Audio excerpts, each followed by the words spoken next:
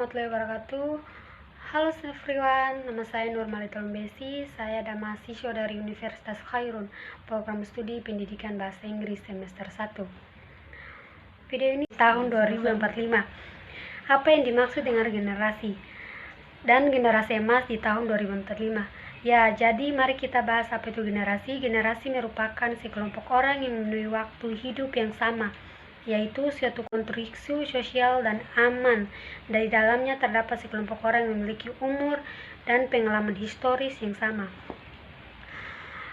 Dua, apa itu yang dimaksud dengan generasi emas tahun 2045? Di Indonesia, emas 100 tahun. Emas Indonesia merdeka tahun 1945 sampai 1245.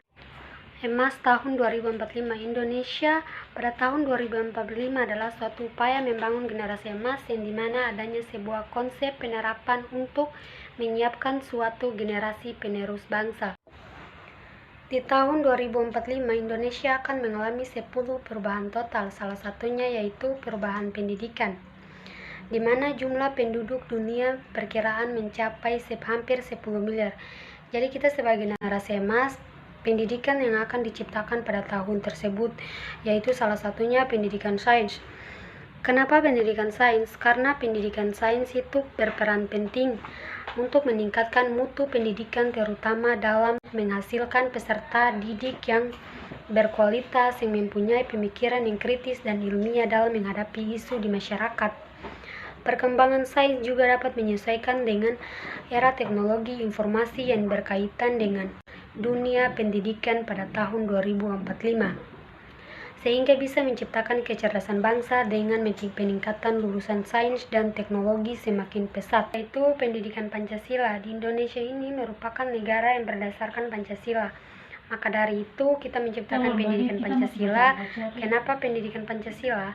Karena pendidikan Pancasila dapat membentuk warga negara yang baik dan paham akan hak dan kewajiban sebagai warga negara, serta memiliki rasa cinta dan nasionalisme terhadap negara kita, yaitu negara Indonesia. Dan yang terakhir yaitu pendidikan bermutu atau yang berkualitas. Karena dalam dunia pendidikan sekarang ini peserta didik di setiap individu yang masih banyak memiliki rasa takut untuk memulai masalah yang baru, tidak berani melakukan banyak hal, kemampuan yang minim atau terbatas, ketidakjujuran dan buruknya akhlak dan keimanan. Maka dari itu kita sebagai generasi emas menciptakan pendidikan yang berkualitas untuk melakukan proses pematangan kualitas peserta didik dari masalah-masalah yang terjadi, diantaranya ketidaktahuan, ketidakmampuan, ketidakberdayaan, ketidakjujuran, dan buruk akhlak dan keimanan. Baik, itu saja penyampaian dari saya, jenis pendidikan yang insya Allah diciptakan pada tahun 2045 nanti. Semoga bermanfaat dan mohon maaf apabila pengucapan atas kekeliruan materi ini.